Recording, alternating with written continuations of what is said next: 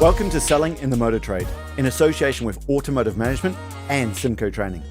This is the weekly podcast where we share best practice, tips, and ideas on how to sell more cars, improve your service department, and generally put more profit into your dealership or dealer group.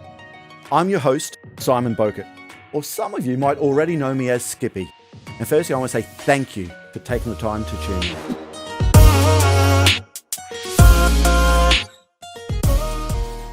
So yes, I believe one of the main goals of agency is to eradicate that entrepreneurial spirit. And to go to your issue on panic, what happens when they get stuck with a lot of stock?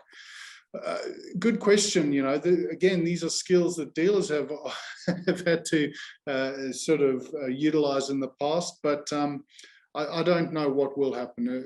We'll have to wait and see.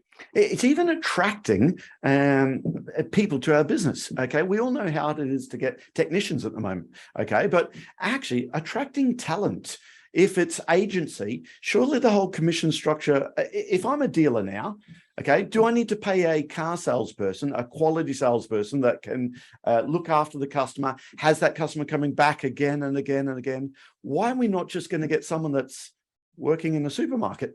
There's a car, do you want it? Again, maybe that's a bit harsh there, but surely it must have an impact on attracting quality. 100%. And we knew this before agency was introduced into Australia. We did a study on some of the other markets, and particularly with those premium brands like Mercedes. We were told that you will lose all of your best salespeople, and we've seen some of that already here in Australia. It certainly affected the ability to retain talent at the front end. And as I said, we've already seen some of the best salespeople leave to rival brands. So, the earning potential is less, and the skills involved for a fixed price sort of agency model are different to the traditional skills, and they're not going to be as valued in this current agency setup. So I think it will be difficult to, especially in a very competitive labour environment, which I think you've got in the UK too. We just can't get enough people to work in the industry. So I think you're spot on with your comments. And also going forward, the agency, they also want to control the customer, I think. So they own the customer. They're going to sell directly there. So it's going to reduce the representation in areas, surely. We've seen that with Honda, but they wanted to do that. With Mercedes-Benz, are they going to cut the number of dealers they have as well over time, in your view? Well, that's the fear of the Mercedes example. So I suppose when you look at Honda and Mercedes, at least Honda were upfront about what they did. They said, these are our plans. We're getting rid of 75% of you. We'll pay compensation to those people being exited. Now, some of the people weren't happy with the compensation, and that's being decided by the courts. But at least they were upfront and they made the hard decisions.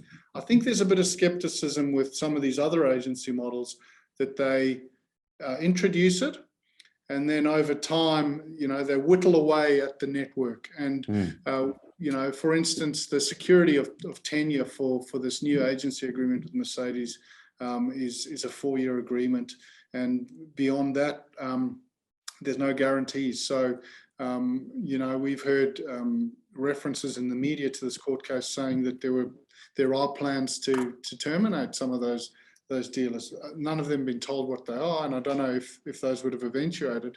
But when you've moved to that model and you don't believe that you've had a good faith process of negotiation, it leads to mistrust, right? And if you've got that mistrust starting on day one of the agency model, you're always looking ahead thinking, is there a future for me in this network? And I guess that's part of the appeal of agency, is that one day you will make use of the internet, and we know that that's a valid strategy from all OEMs. But one day you'll and that's the idea, that you'll go digital, and you'll require less physical footprint. So that is the goal. I don't think anyone's pretending that it's not, and that's fine. We understand again that retail models change. But let's be upfront and very open about when, how, and what it looks like. Yeah. Again, the value of the dealership. We've talked about it already. The dealer's business has to be worth less if it's 50% profit reduction there. The knock-on effect has to be even the freehold. We know so many dealers make their money out of freehold, but freehold rents are linked to the business that's in it and what it can afford to pay. The knock-on effect is huge. Can I ask you, is there any figures at the moment where Honda dealers have been sold, or maybe Mercedes dealers on this agency model, where it's had a direct impact on the sale price, on multiples of a dealership? Has there been any sale under the agency model? Look, it's very difficult for us to get that information because, as you know, those sales processes are incredibly closely guarded secrets. But, you know, I mean, essentially, we know that when you sell a business in this industry, it's based on, you know, multiples of profit. And if your profit's a lot less, your multiples of that profit will result in a low sales price. But throw in the fact that the value of any dealership is made up of a large proportion of goodwill. And while goodwill is an abstract, sort of ambiguous concept, and particularly in Australia, the question of goodwill and who owns it between the OEM and the dealership is a pretty fraught question. But one thing which I think is very clear is how important the customer database is in contributing towards that goodwill. You'd simply not buy a dealership if you weren't getting the customer database as part of that transaction. Now, in some agency transitions that we've heard about, we have seen OEMs take steps to directly own that database and the customers. So it follows that if you are looking to sell your business, but not in a position to necessarily provide that customer data, the value could be diminished. Again, every agency model is different, so you know, I don't want to say that you know, that the value of the businesses is you know, sort of done and dusted. But I do think it's important to look at every model individually, and there have been reports from some of our members that they fear that the value of their business has been eroded. More specifically, so Mercedes-Benz, this court case, it can't be cheap. I'm imagining Mercedes has got very deep pockets, because I would imagine they can't afford to lose this one globally. I know that the AADA was right instrumental at the beginning of it. How is it being funded afterwards? Great question. Yeah, look, you're 100% right. It can't be cheap. And, you know, this is one of the issues we've been trying to, you know, talk to the government about. There is a massive power imbalance in the relations between dealers and manufacturers. And we've been successful in recent years in getting some more protections in place. But those protections are only useful if you can enforce them. And if enforcing them means going to court with a massive multinational and having to expend lots of money, you know, that's not justice in my view. We're lucky on this occasion that we've had quite a lot of unity between the dealers, so that probably helps them in being able to fit the bill on all of this. But again, as I said at the start, you don't want to be in court with your manufacturer. It's an absolute sort of last step that you take, and you know, it really does demonstrate the level of grievance over this particular dispute. Yeah, okay. Listen, it sounds like I'm knocking agency all the time. So without being too negative on it, because what are the positives? And the positives for the consumer and the dealer. We know what the positives are for the OEMs and what they want to achieve. So there must be positives for the dealer out there. Can't be all bad. Yeah, look, let's look at positives from the dealer's perspective. I suppose there's a bit of a cost out exercise in all this. You no longer have the floor plan finance costs. You aren't expending on marketing to the extent that you used to. Your investments, in theory, are smaller because you're not building the Taj Mahals that have been made to house hundreds of vehicles anymore.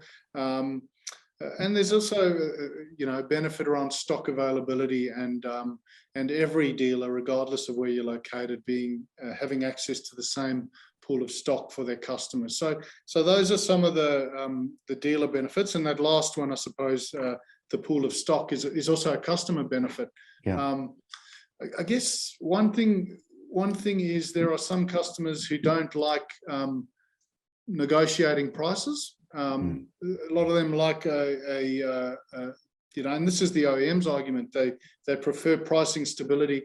I always say that I don't believe customers walk into a dealership and are forced to negotiate. It's something usually initiated by the customer. Yep.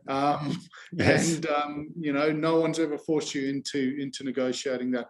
But I've also would like to ask the question if the digital benefits from agency are going to be good for customer, and I think there might be. There are some people who increasingly do not mind buying online. I think it's still the overwhelming majority do want to set foot in a physical dealership, but I think that number's changing, and what set prices help you to do it, and it helps you to go online. So those are some of the benefits, I suppose. I'm with you. I don't think we should always knock it. It's still early in the process, but we're just talking in Australia about a couple of brands that have moved. The Mercedes one is probably it's one in which we've seen court action. That's not to say that other brands can't make a change to the distribution model, which can work. And it's interesting, in Australia, I told you, we've got so many brands. Cupra, which you'd be familiar with, the Spanish brand, part of the VW group. They've just come into Australia as an agency. And they introduce it from the beginning as agency. That's right. Yeah, that's right. So there's no coming in here, setting up a dealer network and then changing to agency. They're doing it from the start. And the same, another new British manufacturer, the Ineos company, manufacturing some of the Grenadier vehicles.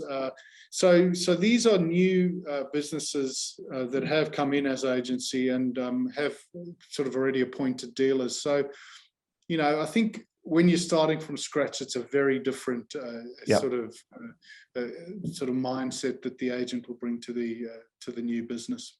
I just think it's not agency the issue; it's how it's been introduced. That 100%. Really is the issue there. And I think our clients, we tell them all, get used to agency; it's coming. Do you think there'll be a landslide towards shift towards agency if Mercedes-Benz wins their case? That's a $1 million question. I don't know. I don't think that case will necessarily facilitate a landslide towards agency. I think it might make some OEMs who think of an agency treat it as a case study and say, well, what did they do? Why didn't it work? What can we do better in the transition? But my sense is, at least in Australia, is that people are just sitting back and seeing how this works with those other brands. I don't think, we report often about agency being this unstoppable force. I don't know if it is yet. I think we've still got a few years to go and experience before we know whether this is the model of the future. Remember, OEMs have tried their hand at direct sales before. And at the end of the day, if they think that they're better off going back to franchising, they might well do that. My old boss, Dave Blackwell, always used to talk about the Ford drive to directly own dealerships and how that experiment came and went. And I think it's not beyond the realm of possibilities that agency stalls. But who knows? Maybe it's a roaring success for both dealers and manufacturers and consumers. And maybe it is the future. I just think it's too soon. So I don't think this particular case is going to necessarily determine whether other brands do it, but I think it will influence those brands that are thinking about doing it. It will influence their strategies and the way they do it. Hopefully. I only know of one manufacturer in the UK who has publicly said, we're not going down agency. Dale Wyatt runs Suzuki over here, and he said, no, we're not going down that route because the entrepreneurial spirit and so forth. And he's publicly said his place. But again, Suzuki is such a small market share there. But I understand why they've done that. But that's the only one I know who's definitely said, no, we want dealers. We want that partnership with dealers. So interestingly, we had a journalist in Australia, a motoring journalist, at the time that the Mercedes-Benz trial was kicking off, called the top 12 manufacturers in Australia and asked them that question. all 12 of them said we have no plans to move to agency. So look, that's encouraging, but okay, wow. again, in a market like Australia, and you know the market over here better than most, Simon, those decisions are often dictated from offices very far away from Sydney, Brisbane, and Melbourne. These are decisions being made in head offices, and frankly, that's what we're going to expect. We're not a manufacturing country. We don't have much clout, and this will feed into some of the discussions we have on electric vehicles. But you know, as much as local MDs say there are no plans, that can change in the stroke of one board meeting. Yeah, so true. Well, it's actually the NADA conference. I know you go out most years when it's on, the National Automotive Dealers Association in America, but the last conference, nothing was mentioned about agency. I spoke to lots of American dealers out there and said, what? They couldn't get their head around it. And again, I don't know if the NADA is so powerful out there that the manufacturers wouldn't start there. They're looking at other places globally first, but it just, no one knew about agency out there in the main. Have you found the same thing in America?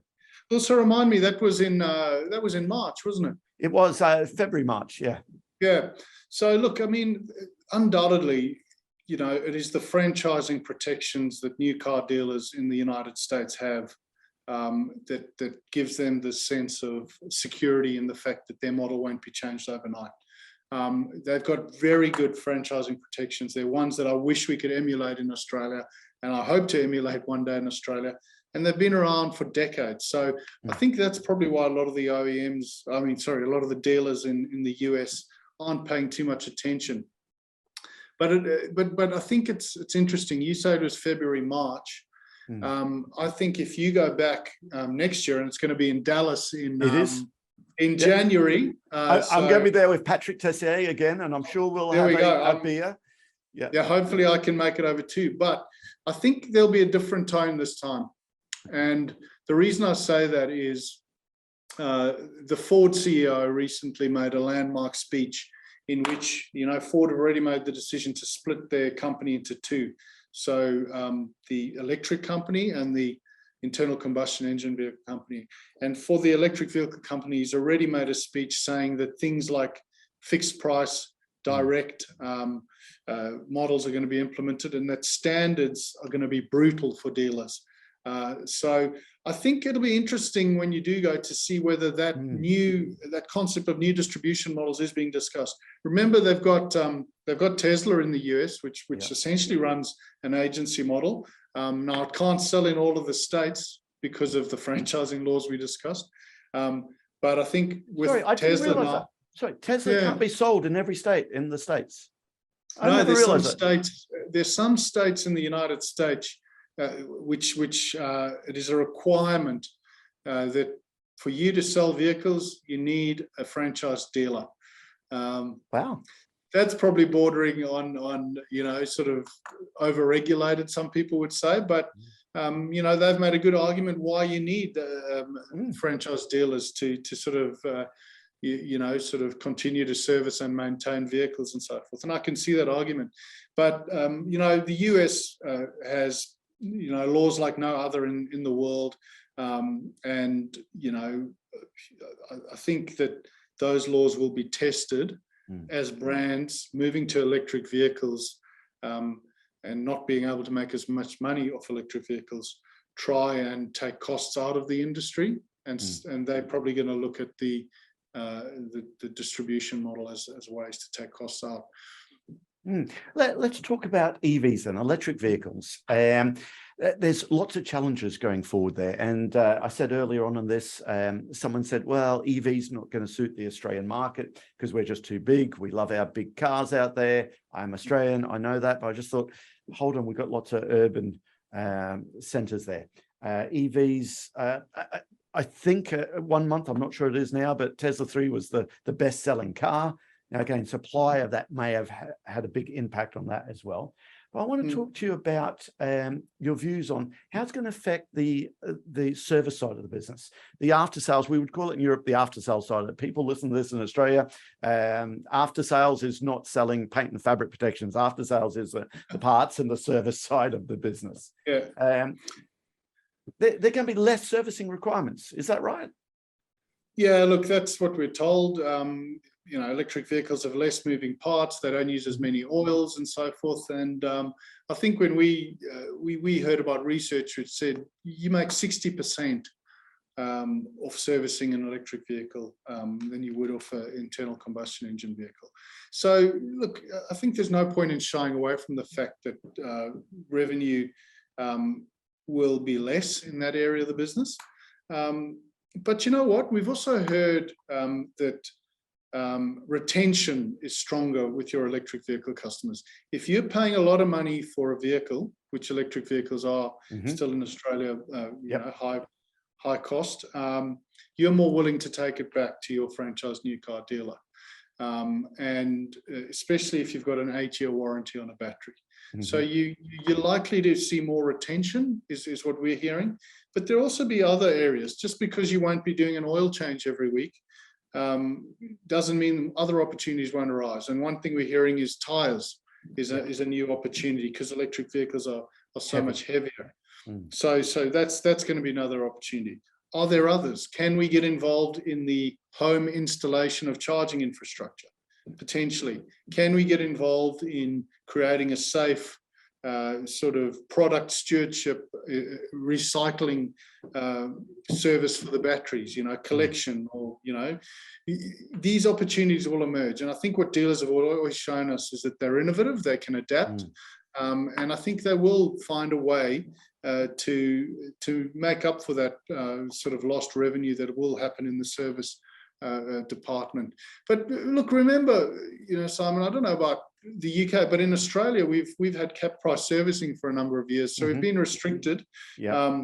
And you know, we've also seen service intervals get longer and longer. My most recent new car, you know, you'd usually take it in after a few months. I had to wait a year before my first service. So I think we've sort of, you know, we've gotten used to this in a way. You know, I think that combined with the innovation that dealers have shown time and time again means that we'll be okay.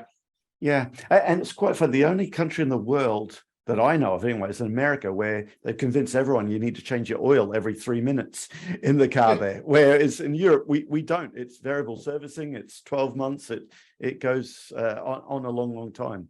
Yeah, it'd be interesting. The other thing with other revenue streams, there's a company at the moment that is having great growth. They're based in Ireland, and they're making revenue, not just of the home installed the charger, but of course the tariffs with the electricity on it.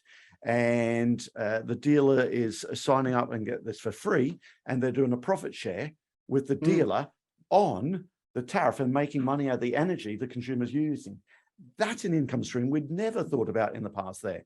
And it's 100%. And that's, look, that's the beauty of you know, working in this industry, is that you're a one-stop shop for so many services already. You know, I can buy my car there, I can finance it, you know, I'll get a service plan, get some accessories.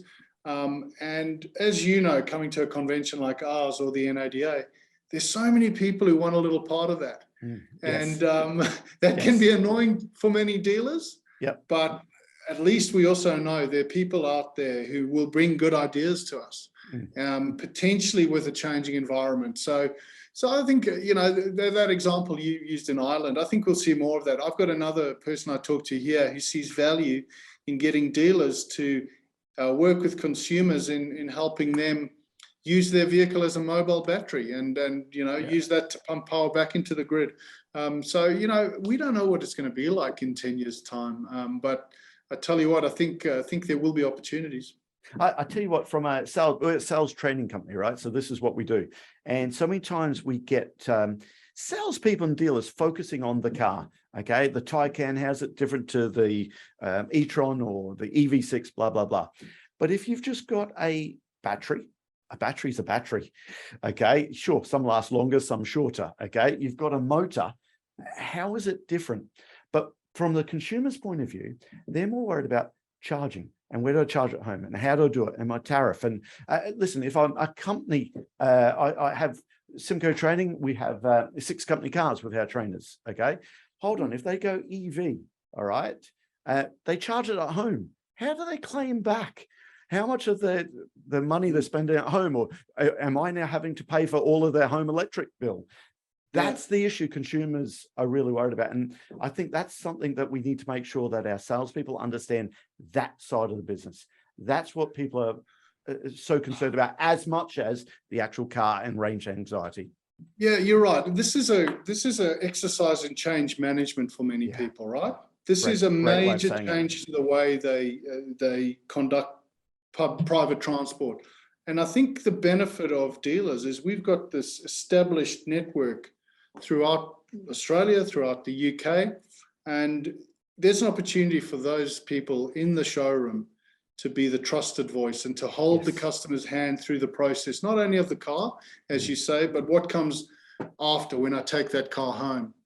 And when I need to sort of charge it, and what's best for my vehicle. Should I be using the trickle charge? Is it really bad for me to use a fast charger too many times a week? You know, those kinds of questions. And you know, I think there's a real opportunity there for those dealerships and dealer groups who invest in their staff to play those roles.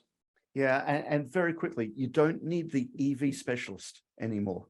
The experience has to be, well, you talk about MG, top 10 brand in Australia. Over here, the amount of EV vehicles is sensational. You don't need the EV specialist. All of our salespeople need to be the EV specialists, because it's, I suppose, like it or not, it's really coming.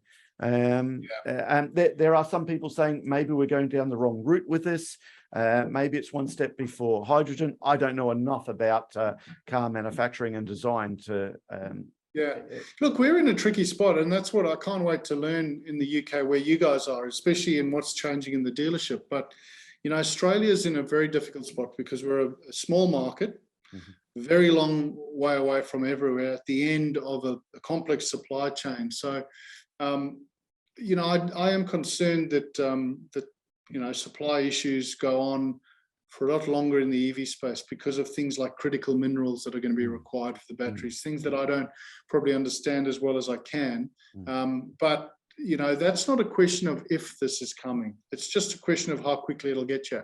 And of course, the government over there has put a pretty ambitious sort of hard stop on this. So I guess that's informing every business's investment decisions over there. It is. People listen to this. James is actually coming out next month. You've got 2 days over here. I know we've already arranged some meetings with some of our clients, Johnson's Group, Bradley's organisation we're going to go to, Swansway, RRG Group. If anyone else really wants to speak to James when he's out here, he's got a huge schedule. So I don't know if we could fit that in, but listen, reach out and we'll see what we can arrange. But it'd be, if you want to pick his brains on what's happening with agency, or listen, he's going to want to pick your brains lots on EV as well. So I'll just throw that out when you're out here, James. From your view, is there a step to subscription then?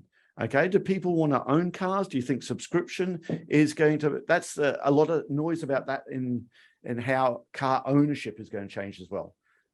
What's your views on that? Look, I don't know. I've always struggled with the concept of subscription, to be honest, personally. I get the strong sense, at least here in Australia, that people still want to own a car in general. And I think we saw that particularly with the pandemic. There might be a short-term issue, but car ownership became a big thing again over here. But I also think people just appreciate the flexibility in a market like Australia to buy a car. We don't have the good public transport networks that you might have in the UK. Also, I think the economics of car subscriptions challenging. Every model I've looked at just seems to be a bit more expensive per month than it is to subscribe or then to finance a car, for instance. However, I must admit, just before COVID, I hit a kangaroo. And my car had to spend a few weeks. Your listeners probably think I'm kidding, but that's something that happens pretty often in Australia. I grew up in North Queensland. It happens a lot, yes. But my car was out of action for 2 weeks, and I actually just went to my local dealer, and he offered a subscription service, and I subscribed to a Nissan SUV for 2 weeks, and it worked pretty well. So Look, I think there is a time and a place for it, but I do see, the economics of it as pretty challenging still. Again, that might change with younger demographics, but I remember we got someone from the NADA to come talk to us about this, about this notion of younger people not wanting to own cars. And the main finding from that NADA research is younger people might not want to, but younger people get older. And at that stage, they have families and they do want to own vehicles. So, look, I think the jury's out from my perspective on subscription. And, let's see. But, there certainly are dealer groups dipping their toe in that and trying to, provide another sort of profit center for their businesses. Yeah, I'm with you. I remember the same man. I can't think of his name off the top of my head, but he said something at your conference, which I'll always remember. Sure, I might use my toothbrush for just 1% of the day, but I'm not ready to share it with everyone else. Okay. And my car is not just a car. You leave child seats in the car. Your car's like a locker when you're at work. Okay. It's, you have 100%. So much stuff in it. And and I mean, I actually love the 20 minutes I have a day in my car, sometimes more when I go pick up the kids, just, getting my infotainment, listening to a podcast, having my seat set how I like it with my heated seats. And, it becomes your little space. And I think a lot of people appreciate that. Cool. Alice, the next question I want to ask you, and I suppose this has been answered with the way it's changing there, but is there a place for the independent dealer in the future? I mean, the one dealership, the one rooftop, okay? We're seeing groups are getting bigger and bigger. Last time I come out, I was very fortunate to have one of LSH's Mercedes businesses in Brisbane. I think they spent something like 100 million on that site at Breakfast Creek. Do you know the one there at Breakfast Creek? Yeah, I do. I understand they have in Sydney as well, similar size places there. Yeah. And you think, wow, how many Mercedes do you need to sell to recoup that investment? I'm sure Mercedes has helped fund lots of that in some way, shape or form. But is there a future for that independent dealer? So someone listening to this thinks, right, I'm a sales manager now. I want to row my own boat. I want to have my own dealership. Is there a future for that person? Look, I think the future is going to see more rationalization. I mean, in Australia, we've got 3 listed firms now, 3 big dealer groups that are listed on the stock exchange. But I think we still got 75% of the market still privately owned. So I think there's still that opportunity for more rationalization. I think it's inevitable that it will continue. And as supply sort of gets back to normal, like we were discussing earlier, I think the trend we saw before, which was a trend of margin compression, is probably going to return. And again, I think that plays into the hands of rationalization. But having said that, I still think that, there is a place, I don't know about a single franchise, maybe in Australia if you've got one Toyota franchise, but I think a well-run, medium-sized multi-franchise operation with the right mix of brands, especially in regional Australia, I still think there is an opportunity for people to spend, a long time in this industry, and a good operator who can pivot. Sometimes being smaller enables you to make those quick changes when you have to on things like electric vehicles or sort of during the pandemic there were lots of changes that needed to be made. Sometimes being small can be an advantage, but I think we're definitely going to see that trend of rationalization. I think here in Australia sometimes where you've got these massive distances between some regions, you'll still see some sort of smaller businesses, having that niche role, servicing that smaller community. But I think, undoubtedly, there's a lot more rationalization to occur in this particular market.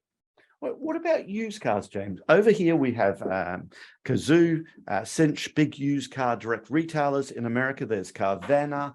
If you look at the share price of Carvana, Cazoo, they've really struggled. Now, I imagine that's because they can't get supply of used vehicles. Yeah. What's happening in the Australian market with used car retailers in that big scale? Anyone coming into that market? No, look, very interesting. Probably replicates the experience in the US and the UK in that, but happened more recently. So the biggest provider here in the biggest dealer group here in Australia, Eagers Automotive, have started a sort of a branded used car operation called Easy Auto 123. So they're probably the equivalent of a CarMax. Yep.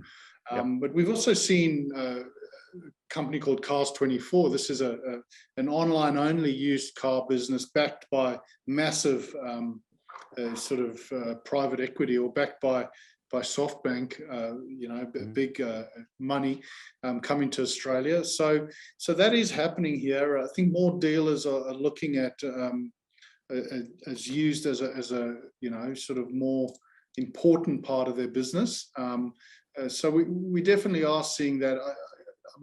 It's difficult for us to know how successful the likes of Car24 are, because they're not listed like Kavana and Kazoo are, but I expect they're experiencing similar challenges. I always feel they're at a bigger disadvantage of acquiring stock in business as usual, because they don't have that trade in with the new side of things. So I would assume this has been just 2 years of hell for those businesses, and who knows what the future has in store for those businesses. But used is going to be big here, but I think it's going to be a scale game too, building on that earlier thing I mentioned about rationalization. And interestingly enough, these new used operations, fixed price is very much part of the plans for those businesses.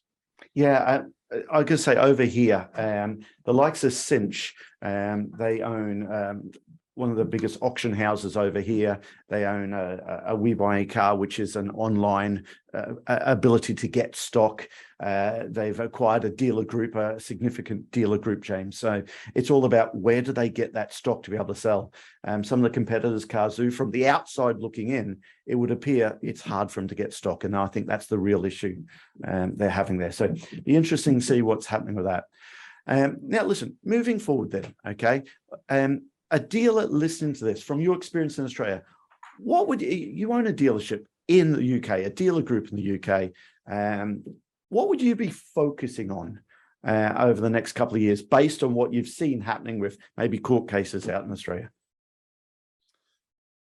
Okay, so if we talk about a dealer group in the UK, I think the ongoing trend in the industry is going to be, towards electrification. Clearly, in the UK, it has to be, and I think as part of that, OEMs are thinking, how do I take costs out of the whole distribution process?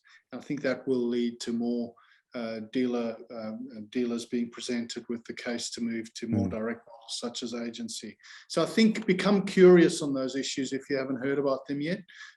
Raise them at your meetings with OEMs. Ensure that you've got very good dealer council representatives, and that you take meticulous notes on all of these things. Just insist on maximum transparency, because these discussions are happening in boardrooms. Various OEMs are talking about these.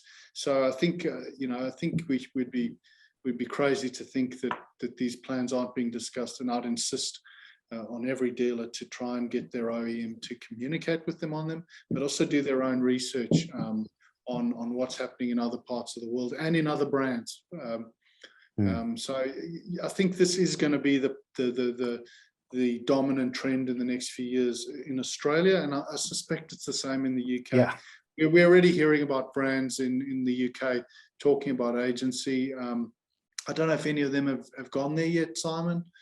I guess I'll learn that when I'm over there. You will. Mercedes-Benz, they have a start date. It's Cupra again. Agency, so many times EV vehicles are already agency within businesses. So that's happening there. And I suppose the way that finance has been done in the UK for a long time, they kind of own the customer there. So there's a lot of things are already there, I suppose. And then I guess, so we're seeing these models start now, but I think it'll take a while for brands to get these things right, and for dealers to understand how they fit in this new world.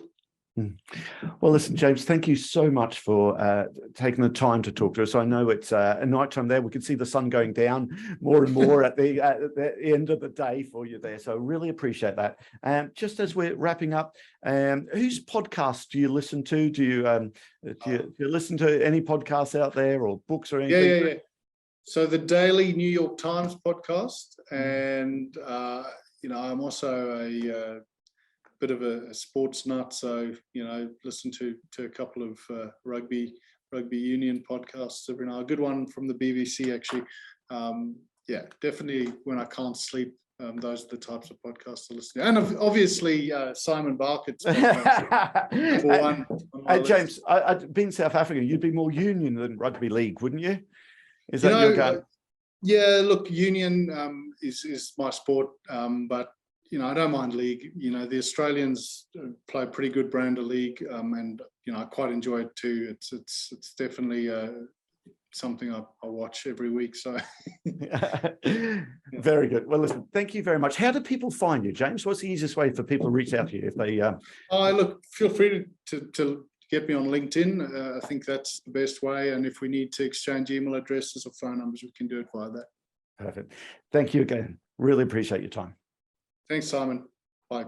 That just leaves me to say that all details of this episode and other episodes on the selling in the motor trade can be found on our website, symcotraining.co.uk. Go there to get a copy of our book, Words That Sell Cars. Go there to sign up to a free trial of our Sales Fitness online sales training program. Easiest way to get hold of me is Simon Bowkett through LinkedIn. Thank you.